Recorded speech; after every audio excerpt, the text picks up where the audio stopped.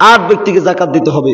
ইন্নামাস সাদাকাতু লিল ফুকারা ওয়াল মাসাকিন ওয়াল আমিলিনা আলাইহা ওয়াল মুআল্লাফাতি কুলুবুহুম ওয়াল গারিমিন ওয়া ফি সাবিলিল্লাহ ওয়া বিনিস সাবিল ফরিদাতাম মিনাল্লাহ। আল্লাহ তাআলা 8 ব্যক্তির কথা বলেছে। সাদাকাতু লিল ফুকারা, যারা নিঃস্ব হবে, ওয়াল ফুকারা ওয়াল মাসাকিন, এরপরে যারা মিসকিন, ওয়াল আমিলিনা আলাইহা, যাকাত ফান্ডে ওই সংশ্লিষ্ট কাজে যারা নিয়োজিত তাদেরকে দিতে পারবেন।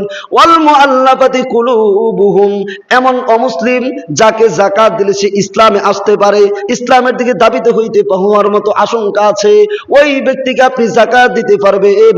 ওয়াল মুআল্লাফাতি কুলুবুহুম ওয়া ফির রিকাব, এরপরে দাস মুক্তি করার জন্য আপনি দিবেন। ওয়াল গারিমিন, এরপরে যারা ঋণ মুক্ত, ঋণ যুক্ত রয়েছে, ঋণের মধ্যে যুক্ত রয়েছে, পরিশোধ করতে পারে না, ওই লোকটাকে আপনি ঋণ থেকে মুক্ত করার জন্য দিতে পারবেন। ওয়া ফি সাবিলিল্লাহ, এরপরে আল্লাহর রাস্তায় যারা দান কর, আল্লাহর রাস্তায় যারা জিহাদ করবে, আল্লাহর রাস্তায় যারা জীবন বিলিয়ে দিবে, ওদের জন্য আপনি যাকাত দিতে পারবেন। এরপরে হলো ওয়াবনিস সাবিল, মুসাফির।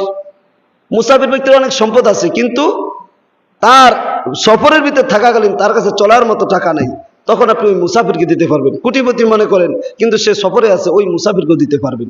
এইরকম ভাবে 8 ব্যক্তিকে দিতে হবে। কয় ব্যক্তিকে?